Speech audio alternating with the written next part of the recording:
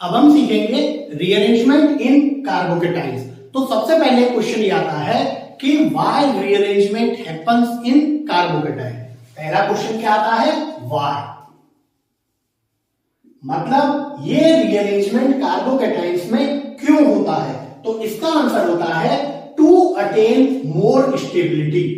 To attain more stability मतलब ज्यादा stable होने के लिए कार्बोकेटाइन क्या करता है, अपने आप को रीअरेंज। ठीक है, कैसे करेगा, तो देखो ये है हमारे पास कार्बोकेटाइन, मान लिया इसकी यहां है वैकेंट पी ऑर्बिटल और ये है कार्बोकेटाइन। ठीक है, इसके नेक्स्ट वाले कार्बन पे लगे हुए हैं कोई भी तीन ग्रुप एक्स वाई और जेड। ठीक है, अब देखो जिस पर इनिशियली वैकेंट पी ऑर्बिटल होती है हम उसे देते हैं 1 नंबर और उसके एडजेसेंट वाले कार्बन को हम देते हैं 2 नंबर। ये 1 और 2 नंबर सिर्फ हम समझने के लिए दे रहे हैं। जब हम क्वेश्चंस करेंगे या किसी भी रिएक्शंस में रीअरेंजमेंट करेंगे तब हम वहां 1 और 2 नहीं दिखाएंगे। ये हम सिर्फ अपने समझने के लिए कह रहे हैं कि 1 हम उस कार्बन को देंगे जहां कार्बोकेटाइन है और दूसरे वाले कार्बन को एडजेसेंट वाले कार्बन को हम क्या देंगे, नंबर 2।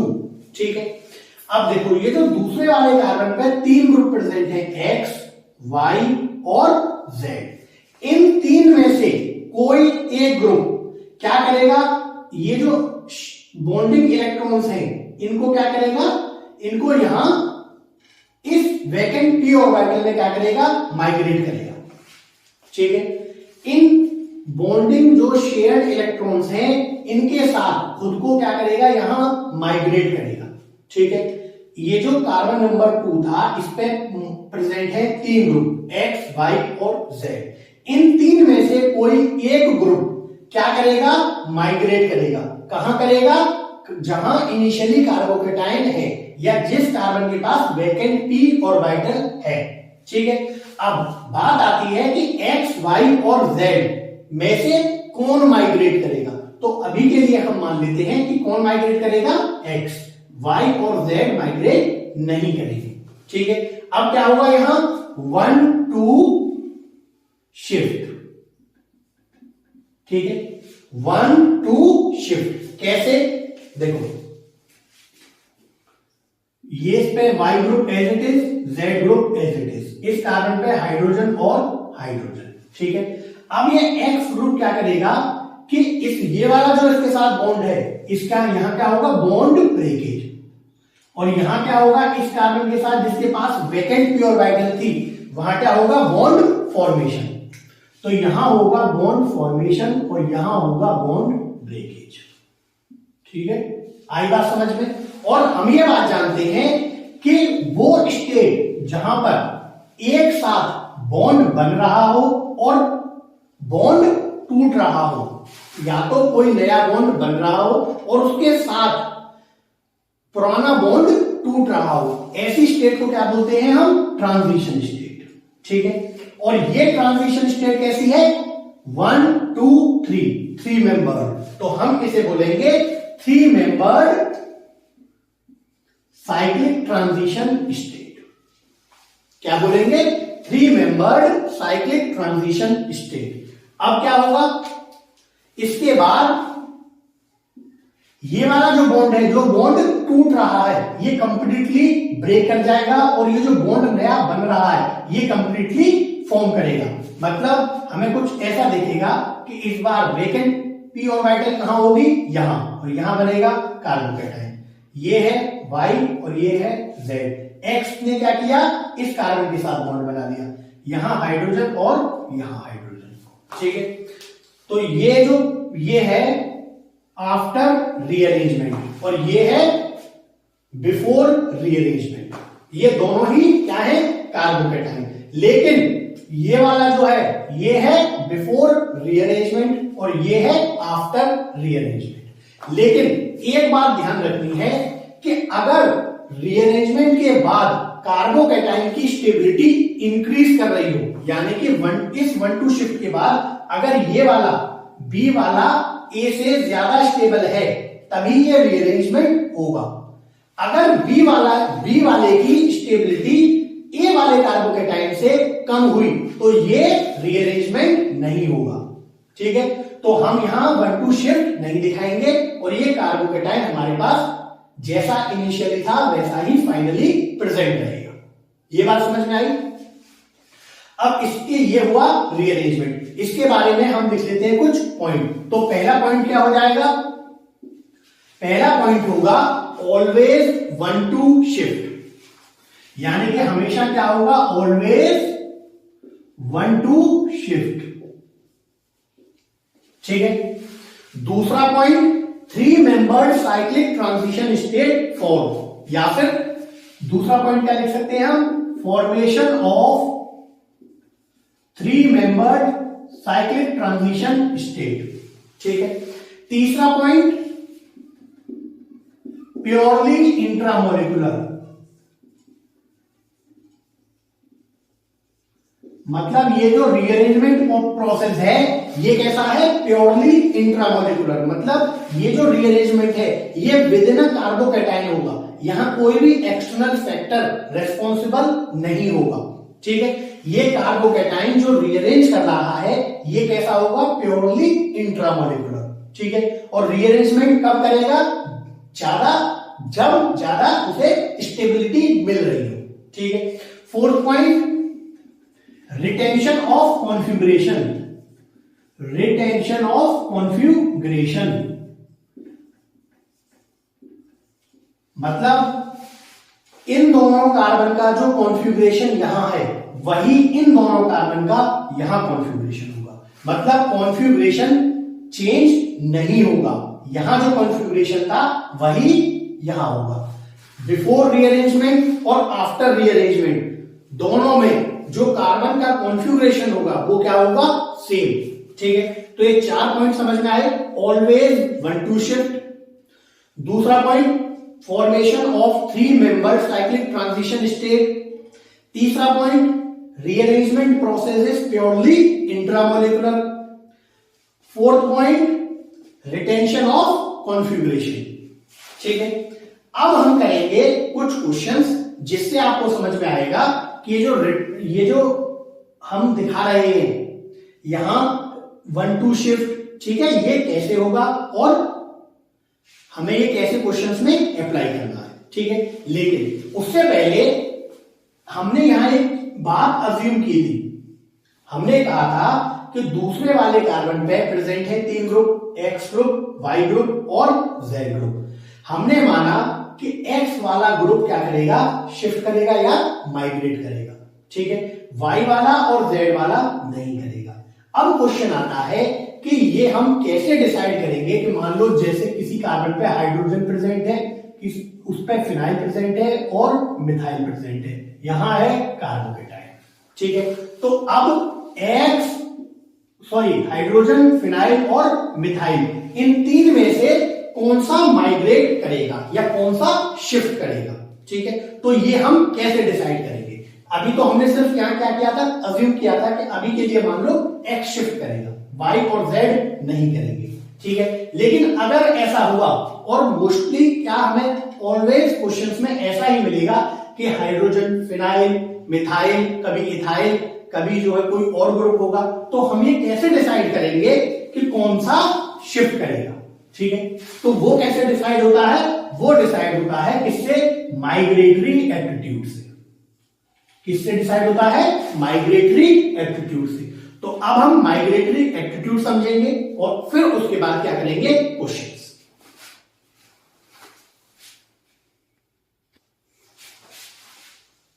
तो अब हम बात करेंगे माइग्रेटरी एप्टीट्यूड के बारे में। क्या होता है migratory aptitude? Tendency to migrate,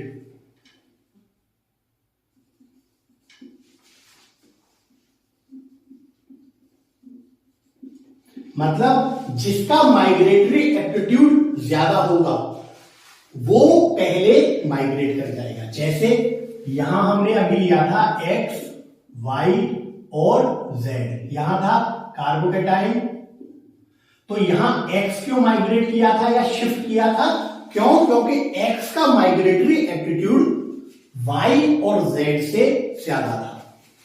x का माइग्रेटरी एप्टीट्यूड वाई और जेड से ज्यादा था, ये हमने अज्यूम किया था। लेकिन अभी मान लो मैं आपसे कहूं कि माइग्रेटरी एप्टीट्यूड वाई का एक्स से ज्यादा है और वाई का जेड से ज्यादा है, तो एक्स और वाई दोनों से ज्यादा किसका है? वाई का। तो अब माइग्रेट कौन करेगा? वाई।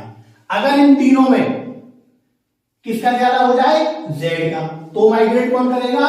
जेड। मतलब जिसका माइग्रेटरी एप्टीट्यूड जितना ज्यादा होगा वो उतना ही माइग्रेट करेगा। ठीक है, तो साइंटिस्ट ने ऑर्गेनिक रिएक्शंस को स्टडी किया और ये फाइंड किया कि कुछ स्टैंडर्ड माइग्रेटरी एप्टीट्यूड होते हैं या उनके ऑर्डर बताए। जैसे पहला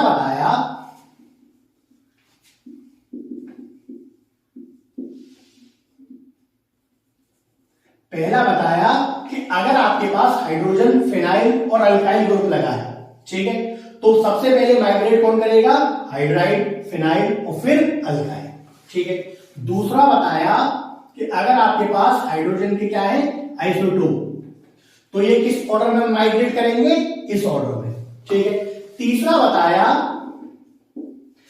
बताया कि अगर आपके पास ये जो अल्काइल ग्रुप है कि 3 degree alkyl, 2 degree alkyl, 1 degree alkyl और सिंपली मिथाइल, अगर ये है तो ये किस ऑर्डर में माइग्रेट करेंगे? इस ऑर्डर में। ठीक है। इन 3 ऑर्डर को बोलते हैं हम स्टैंडर्ड ऑर्डर। और मोस्टली क्वेश्चंस में या अभी तक जितने भी क्वेश्चंस पूछे गए हैं JEE mains, JEE advance, NEET में, उन सब में जो माइग्रेटरी एप्टीट्यूड का ऑर्डर या जो क्वेश्चन हमसे पूछा गया है वो किसका पूछा गया है? इन्हीं सभी ग्रुप्स का। ठीक है।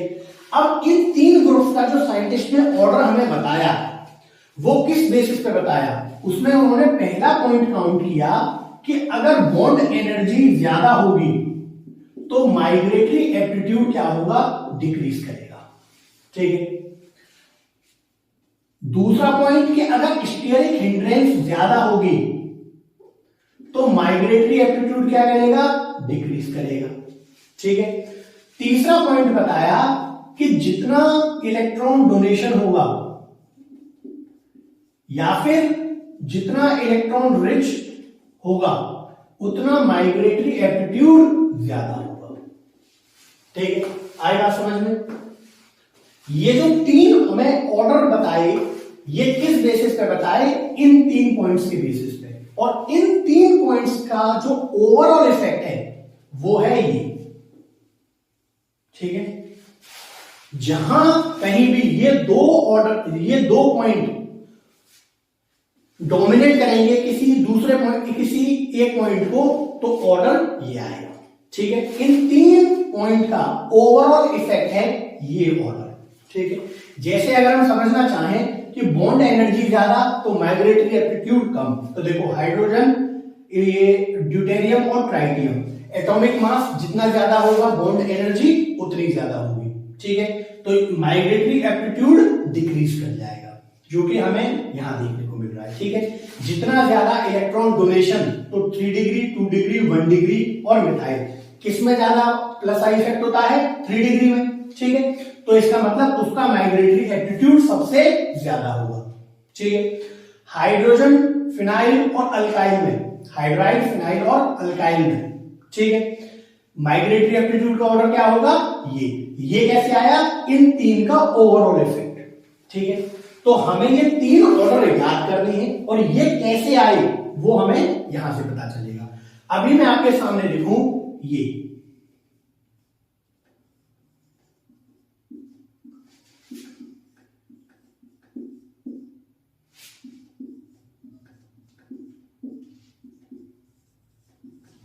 3 ऑर्डर लिखे।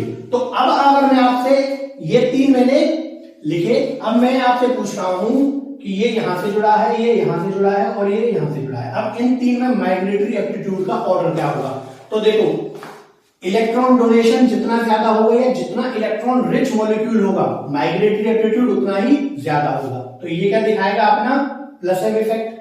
ठीक है। ये है सिंपल फिनाइल और ये क्या दिखाएगा? यहां अपना minus M effect. Minus M और माइनस आई दिखाएगा लेकिन माइनस एम स्ट्रॉन्ग होगा। ये यहां प्लस एम और माइनस आई दिखाएगा लेकिन इसका प्लस एम स्ट्रॉन्ग होगा। तो ये यहां इलेक्ट्रॉन पुश करेगा, ये नॉर्मल है और ये इलेक्ट्रॉन यहां विड्रॉ करेगा। ठीक है, तो इसका मतलब माइग्रेटरी एप्टीट्यूड का ऑर्डर क्या हो जाएगा, ये। ठीक है, नॉर्मली क्वेश्चंस में आपसे जो माइग्रेटरी एप्टीट्यूड जहां आपको कंसीडर करना होगा वहां ये 3 ऑर्डर आपको याद रखने। ठीक है, और अगर आपसे कोई इस तरीके से ऑर्डर पूछा जाए तो आप ये 3 पॉइंट याद रखेंगे जिसके बेसिस पे माइग्रेटरी एप्टीट्यूड लिखा गया है। ठीक है, अब हम कुछ क्वेश्चंस करेंगे और उससे हमें समझ में आएगा कि रीअरेंजमेंट कैसे हमें क्वेश्चंस में करना है। अब हम देखेंगे कुछ रीअरेंजमेंट के क्वेश्चंस। तो देखो पहला क्वेश्चन, इन सब में हमें क्या करने, रीअरेंजमेंट। तो देखो यहां है कार्बोकेटाइन, इसके बराबर वाले कार्बन पे यहां है हाइड्रोजन प्रेजेंट। ठीक है, अब हम जानते हैं हाइड्रोजन, हाइड्रोजन और ये कौन सा है, मिथाइल, 3 ग्रुप प्रेजेंट है इस कार्बन पे। अब यहां से हाइड्रोजन और मिथाइल में से कौन माइग्रेट करेगा, हाइड्रोजन। ठीक है, तो अब यहां क्या होगा, 1-2 हाइड्राइड शिफ्ट, क्या होगा 1-2 हाइड्राइड शिफ्ट, और यहां आ जाएगा हाइड्रोजन और यहां बनेगा कार्बोकेटाइन। ठीक है, इनिशियली इसके पास कितने थे, 2 अल्फा एच। ठीक है, अब इसके पास कितने अल्फा एच है, 3 यहां से और 3 यहां से। इसका मतलब अल्फा एच बढ़ गए, और अगर अल्फा एच बढ़ गए तो इसका मतलब स्टेबिलिटी भी कार्बोकेटाइन की बढ़ गई, तो इसीलिए ये रीअरेंजमेंट होगा। ठीक है, अब दूसरे वाले में यहां है कार्बोकेटाइन, इस कार्बन के पास क्या प्रेजेंट है, 2 मिथाइल और 1 हाइड्रोजन।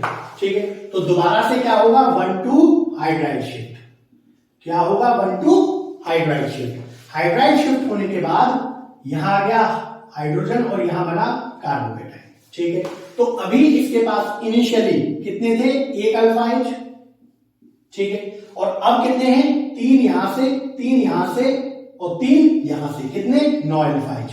तो इसका मतलब स्टेबिलिटी बढ़ गई, तो ये भी 1-2 हाइड्राइड शिफ्ट होगा। ठीक है, अब देखो यहां पे यहां है हाइड्रोजन, हाइड्रोजन। ठीक है, तो अब यहां से अगर हम 1-2 हाइड्राइड शिफ्ट कराएं तो यहां बनेगा कार्बोकेटाइन और यहां आ जाएगा हाइड्रोजन। ठीक है, इनिशियली इसके पास कितने अल्फा एच थे, अगर हम कराएं 1-2 हाइड्राइड शिफ्ट। ठीक है, इनिशियली इसके पास कितने अल्फा एच थे, इनिशियली थे इसके पास 2 ये और 3 यहां, कितने, 5 अल्फा एच। ठीक है, अब इसके पास कितने अल्फा एच हैं, 1 यहां से और 2 यहां से, यानी कि 3 अल्फा एच। ठीक है, तो इसका मतलब इनिशियली जो कार्बोकेटाइन था वो ज्यादा स्टेबल था रीअरेंजमेंट के बाद वाले से, तो इसीलिए ये रीअरेंजमेंट नहीं हुआ। ठीक है, ये जो हमारा कार्बोकेटाइन ये एज इट इज प्रेजेंट रहेगा। ठीक है, ये दोनों क्वेश्चन आप घर से ट्राई करेंगे। ठीक है, अब देखो इस कार्बोकेटाइन के पास इनिशियली कितने हैं, 0 अल्फा एच, क्योंकि तीनों ही क्या है, मिथाइल प्रेजेंट। ठीक है, तो अगर हम यहां से एक मिथाइल को क्या कराएं, शिफ्ट करा दें तो कार्बोकेटाइन कहां जाएगा, यहां। अब इसके पास कितने अल्फा एच है, 3 यहां से, 3 यहां से। ठीक है, और इनिशियली कितने थे, 0, इनिशियली थे 0 अल्फा एच। ठीक है, अब कितने अल्फा एच है, ये था हमारा कार्बन। ठीक है, यहां है कार्बोकेटाइन, 3 यहां से, 3 यहां से। ठीक है, और 2 यहां से, कितने हैं, 8 अल्फा एच। तो इसका मतलब स्टेबिलिटी बढ़ गई, तो हम बोलेंगे कि यहां 1-2 hydride shift, sorry methyl shift हो जाएगा। ठीक है, आई बात समझ में। अगर हम यहां इस क्वेश्चन को बात करें तो देखो यहां हाइड्रोजन प्रेजेंट है। ठीक है, अगर हम इस हाइड्राइड शिफ्ट कराएं, 1-2 हाइड्राइड शिफ्ट कराएं तो क्या होगा, कार्बोकेटाइन कहां बनेगा, यहां। ठीक है, इनिशियली इसके पास कितने अल्फा एच थे, 1। अब कितने अल्फा एच है, 3 तो इसे यहीं से हैं और 2 यहां से, 2 यहां से। ठीक है, तो इसका मतलब अल्फा एच बढ़ गए तो स्टेबिलिटी बढ़ गई, तो हम बोलेंगे कि यहां भी 1-2 हाइड्राइड शिफ्ट होगा। ठीक है, इस क्वेश्चन की अगर हम बात करें तो यहां क्या लगा हुआ है, साइक्लोप्रोपेन। ठीक है, अगर हम एक को शिफ्ट करा दें, यहां बनेगा कार्बोकेटाइन, और तो बनने के बाद, रीअरेंजमेंट होने के बाद हमें कुछ ऐसा शो होगा। ठीक है, तो अब देखो इस साइक्लोप्रोपेन की वजह से, इन दोनों की वजह से हमें क्या देखने को मिलेगा, यहां डांसिंग रेजोनेंस। क्या देखने को मिलेगा?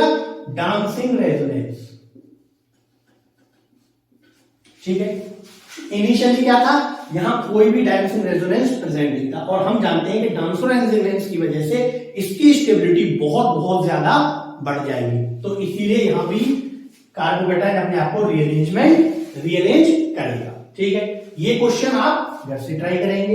इस क्वेश्चन में अगर यहां है हाइड्रोजन प्रेजेंट, अगर हम इस हाइड्रोजन को शिफ्ट करा दें तो कार्बोकेटाइन कहां बनेगा? यहां ऑक्सीजन के पास है लोन पेयर, तो यहां क्या होगा?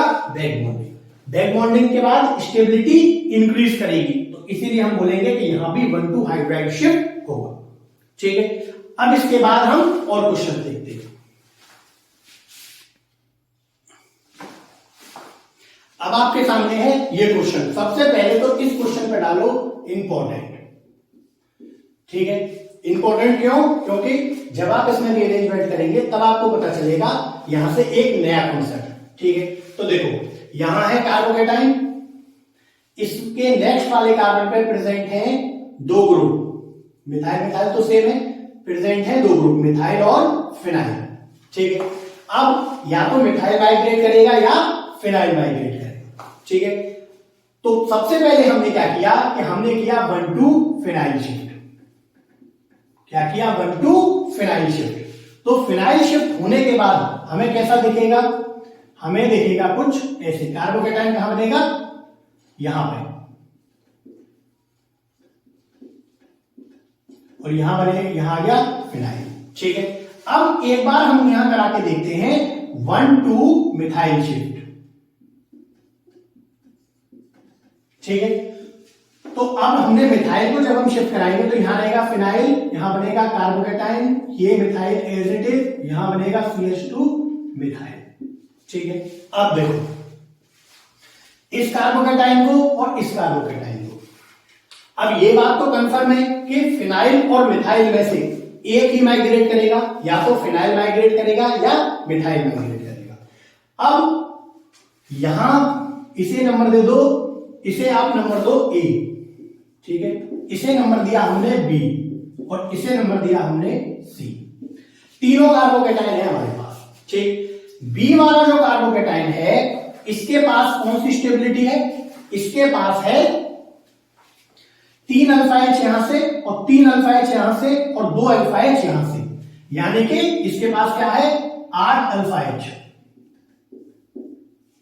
ठीक है, आ रही बात समझ में? और यहां क्या है?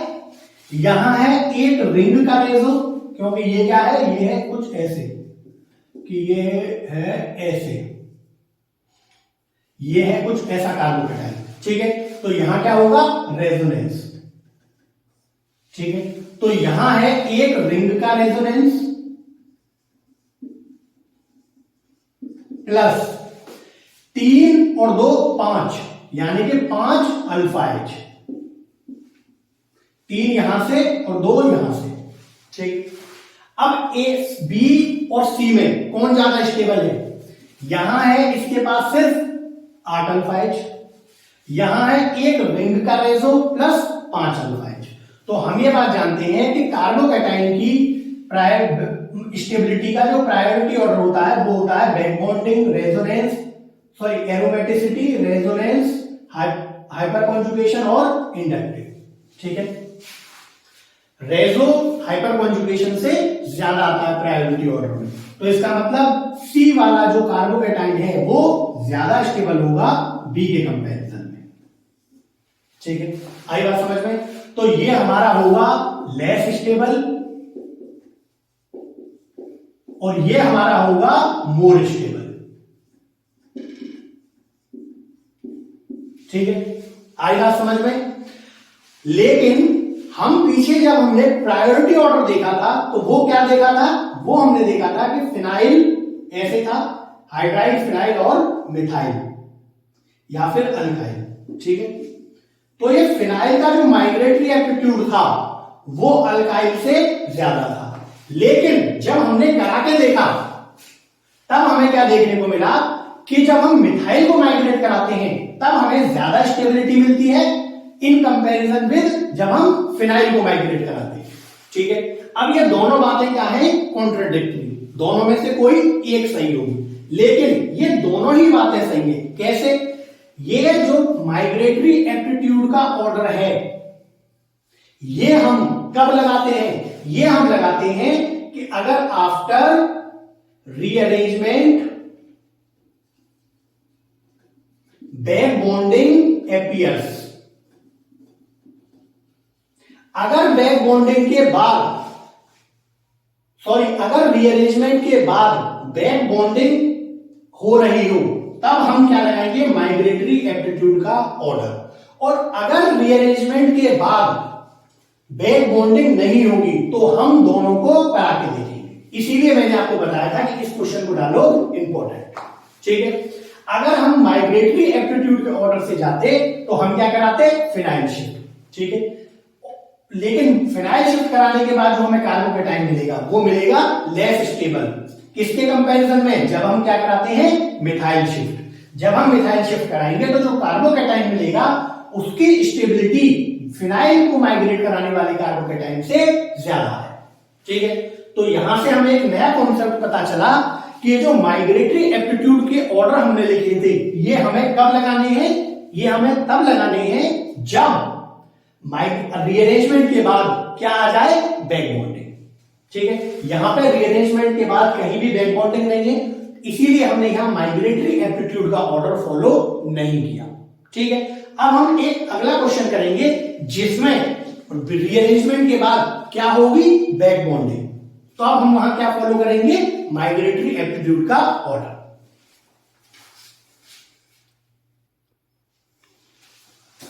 अब ये है अगला क्वेश्चन, इस पे भी आप क्या डालो? इंपॉर्टेंट। तो देखो, अब इस कार्बोकैटायन के नेक्स्ट वाले कार्बन पे मिथाइल और फिनाइल प्रेजेंट है। ठीक है, पहले काम करते हैं, दोनों को बारी बारी से करा के देखते हैं। ठीक है, पहले हमने कराया 1,2 मिथाइल शिफ्ट और दूसरी बार में हमने कराया 1,2 फिनाइल शिफ्ट। जब हम मिथाइल शिफ्ट कराएंगे तब हमें क्या मिलेगा? हमें मिलेगा यहां कार्बोकैटायन, यहां फिनाइल, यहां CH2 और यहां मिथाइल। जब हम फिनाइल शिफ्ट कराएंगे तो हमें क्या देखने को मिलेगा कि यहां मिथाइल, यहां कार्बोकैटायन और ये CH2 और यहां फिनाइल। ठीक है, आई बात समझ में? इसे नंबर दे दो A, इसे नंबर दे दो B और इसे नंबर दे दो C। ठीक है, अब देखो रीअरेंजमेंट के बाद, तो ध्यान से देखो, यहां रीअरेंजमेंट के बाद ये है ऑक्सीजन, ऑक्सीजन पे क्या है? Lone pair.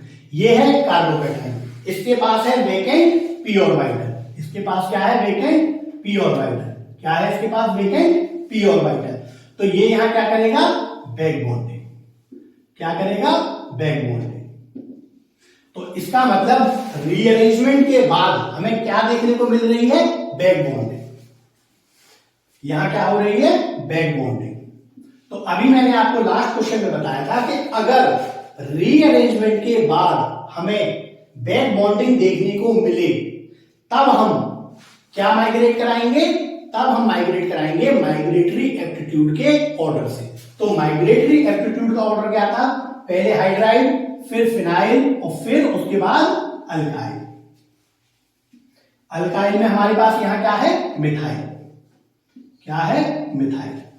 ठीक है, तो यहां पर माइग्रेटरी एप्टीट्यूड फॉलो होगा, और जब माइग्रेटरी एप्टीट्यूड फॉलो होगा तो हम बोलेंगे कि ये वाला जहां फिनाइल शिफ्ट करेगा वो मोर स्टेबल है, ये कार्बोकैटायन, और जहां मिथाइल ने शिफ्ट किया ये वाला जो कार्बोकैटायन है ये है लेस स्टेबल। ठीक है, आई बात समझ में? और अगर आपसे सिर्फ सिंगल प्रोडक्ट पूछा जाए तो ये वाला शिफ्ट हम बोलेंगे ये नहीं होगा और ये वाला शिफ्ट होगा। आई बात समझ में? तो यहां ध्यान देने वाली बात थी कि माइग्रेटरी एप्टीट्यूड का ऑर्डर कब फॉलो करना है? जब फॉलो करना है अगर रीअरेंजमेंट के बाद हमें क्या देखने को मिले? Back bonding. और अगर रीअरेंजमेंट के बाद हमें बैक बॉन्डिंग नहीं देखने को मिलती तो हम बोलेंगे कि हम दोनों प्रोडक्ट बना के देखेंगे और वहां हम कंपेयर करेंगे कार्बोकेटाइन की स्टेबिलिटी। जहां कार्बोकेटाइन ज्यादा स्टेबल बनेगा वहां हम मानेंगे कि ये ग्रुप माइग्रेट करेगा। ठीक है, यहां तक बात समझ में आई। अब नेक्स्ट क्लास में हम पढ़ेंगे कार्बोकेटाइन्स में रिंग कॉन्ट्रैक्शन, रिंग एक्सटेंशन, और उसके बाद हम सीखेंगे सॉल्वेंट का इफेक्ट इलेक्ट्रोफिलिक एडिशन रिएक्शन पे, यानी कि addition of an electrophile in an inert solvent और नॉन इनर्ट सॉल्वेंट। अलग अलग रिएक्शंस हैं, अलग अलग हम उसे पढ़ेंगे, डिटेल में सारे क्वेश्चंस करेंगे और फिर हमारा खत्म हो जाएगा इलेक्ट्रोफिलिक एडिशन रिएक्शन।